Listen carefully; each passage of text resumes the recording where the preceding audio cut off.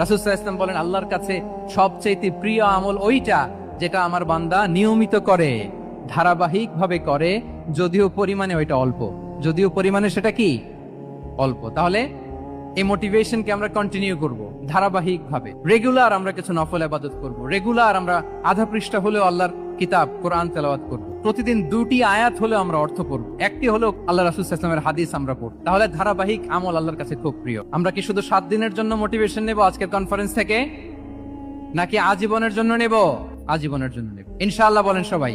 4 number হচ্ছে আমাদের একটা গুড সার্কেল মেনটেন করতে হবে। Always engage with good circle, maintain a good circle. যত টক্সিক পিপল আছে এদেরকে ইগনোর করবেন, দূরে থাকবেন। আপনাকেও ভালো করতে দিবে না, নিজেরাও ভালো থাকবেন, এরকম আছে না নাই? ভালো স্টাডি সার্কেল মেনটেন করব আমরা। দিনের মৌলিক বিষয়গুলো শেখার জন্য একটা ভালো সার্কেল মেনটেন করব। এমন সার্কেলে থাকবেন, এমন লোককে বন্ধু বানাবেন যাকে দেখলেই আল্লাহর কথা স্মরণ হয়। এরকম একটা ভালো পরিবেশ খুঁজে নেন, একটা দ্বীনি সার্কেল খুঁজে নেন। Never stop learning Islamic knowledge. যারা এই যে নলেজ শেয়ারিং সেশন করে, ইসলামিক হালাকা করে, কোরআনিক স্টাডি সার্কেল করে, এই সার্কেলগুলোর সাথে আমরা থাকবো ইনশাআল্লাহ।